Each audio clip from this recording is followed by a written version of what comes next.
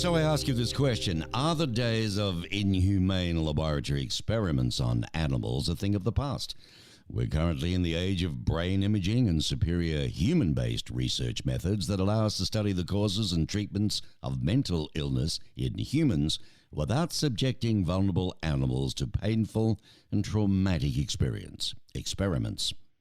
Surprisingly, millions of taxpayer dollars are still being used to perform unnecessary experiments on monkeys. Now, I'd like to welcome Katherine Roe, Research Associate, PETA, PETA, Laboratory Investigations Department. Welcome, Katherine. Thank you very much. Well, how are taxpayer dollars being used as a part of inhumane experiments? Tell us that. Yes, well, PETA has just recently obtained never-before-seen video footage of experiments being conducted at a National Institutes of Health laboratory where monkeys are being given permanent brain damage and then being forced to confront realistic-looking snakes and spiders, which absolutely terrify them. Oh, and these experiments, these experiments are costing the taxpayers millions upon millions of dollars, and yet after 30 years have not led to any meaningful treatments or cures for humans. Tell us exactly, why are these experiments being conducted and how are they harmful? Yes, well, what you can see in the videos, and your listeners can actually see these videos that we've obtained for themselves at PETA.org. Okay. And what happens is the experimenters inflict permanent brain damage on the monkeys. And how they do this is they hold the monkey's head still in a vice-like device and then carve open a section of their skulls and either suction out a portion of their brains or inject a toxin into their brains, which damages the neural tissue. Then these poor monkeys are put into small, tiny cages, which are put inside a darkened box where a guillotine-like door opens up, and the monkeys are forced to face realistic-looking snakes and spiders, which absolutely terrifies them. And again, when you see these videos for yourself at PETA.org, you'll see how absolutely terrified these poor monkeys are. Heavens above. I mean, just hearing about it's enough to turn me off. But we'll go back on that later where people can go and see this, because seeing is believing. And quite frankly, it'll help your cause a lot more when they see this type of thing. It amazes me who gets these videos. What are the alternative approaches to this current research, do you think, then? Well, the purpose of the research, or the experimenters would claim that the purpose is to understand which parts of the brain are important for certain behaviors. Now, fortunately, for several decades, we have been able to use neuroimaging tools. So that includes things like functional MRI or fMRI, PET imaging, EEG, which is a method of recording electrical activity from the brain, in human volunteers. And these tools are more than adequate for helping us understand which parts of the brain are engaged in certain behaviors. So these brain damage experiments on monkeys are not only cruel, they're unnecessary, because we can absolutely get an understanding of which parts of the brain in humans are important for human behavior using these more modern tools. Well, scientists, I mean, they've been investigating the roles of different brain regions for decades now, using non-invasive neuroimaging, as you say, to understand the role of the different regions of the brain. What gets me is this: inhumane experiments at the National Institutes of Health, they've been performed on dozens, possibly hundreds of monkeys, yet they've failed to produce a single treatment to help humans who suffer with neuropsychiatric conditions. I mean, what's it worth? Why? Why continue, Well, I think you're exactly right, and I think probably many of your listeners are just as shocked as we are about that fact. I mean, the fact that they're so expensive, the fact that they're so harmful, and the fact that they're so useless.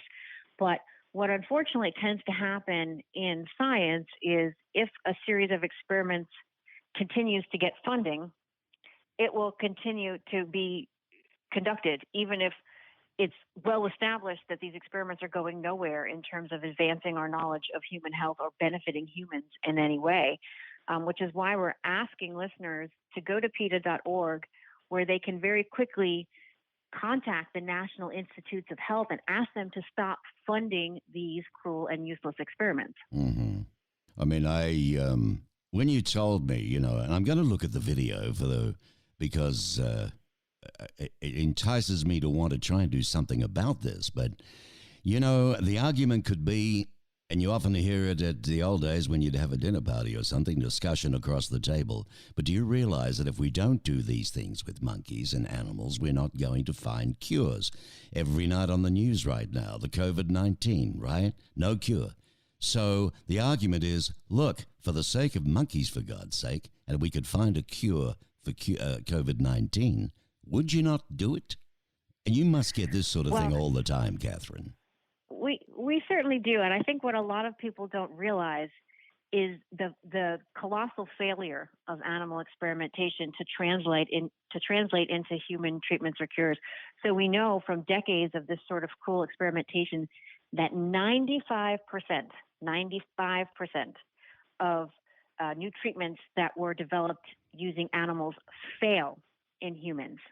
They're either not safe or they're not effective or both. Wow. So the continued use of animals in experimentation is not only cruel, it's not only a waste of money, but it's a waste of resources that could be directed towards more human relevant methodology, which is available. Monkeys' brains, they're not an appropriate model, apparently, for the human conditions that they're being tested for anyway. I mean, these monkeys are already traumatized from being held captive, most often in solitary confinement, right? Immediately invalidates the results obtained from the experiments, which involve brain-damaging monkeys and then frightening them with rubber snakes and spiders. Good Lord. I mean, I feel for them terribly. It reminds me of a story when I was at school, in a boarding school. I won't say where and what and how, but I was a city slicker, regarded as one, compared to the country boys. They held me to a tree and held a snake in front of me. I'll never forget that. And I was only a foot away from my face. Stupid, stupid, stupid. So imagine, just because it's an animal doesn't mean it doesn't have feelings, right? That's exactly right. And the fear and the loneliness and the terror that the monkeys are feeling in this laboratory is all too real. And, these monkeys are kept in the laboratories for months, if not years at a time. Many of them are killed and dissected after the experiments. I mean, it's absolutely horrible.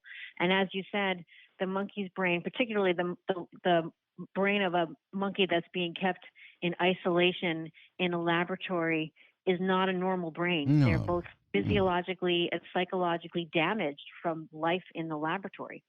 All right, listeners, now I want you to go to this. If you can't remember, this is a short one, but just in case, grab a pencil, all right? Okay, www.PETA,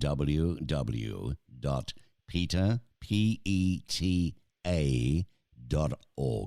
PETA.org. And I guess there's a button there to relate to where to go to that video. Correct, Katherine?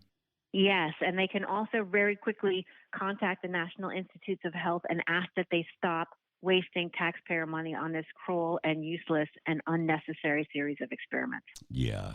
Katherine Roe, Ph.D., is a research associate with the Laboratory Investigations Department of People for the Ethical Treatment of Animals.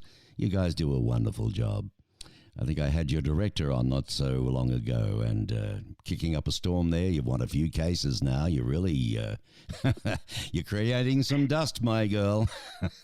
That's right. Yeah, good job. So, you liaise with the government funding agencies and universities and corporations to try and end harmful and ineffective neuroscience and psychological experiment on animals.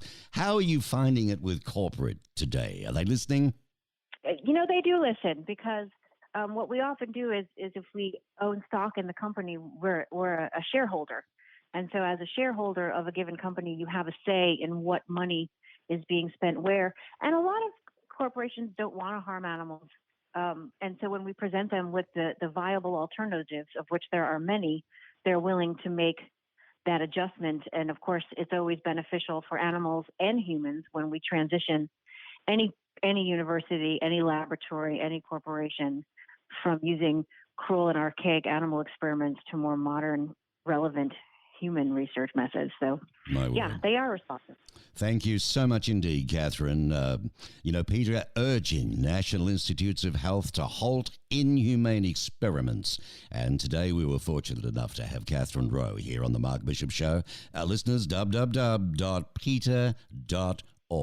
Thanks, Katherine. Have a good week. Thank you. You too.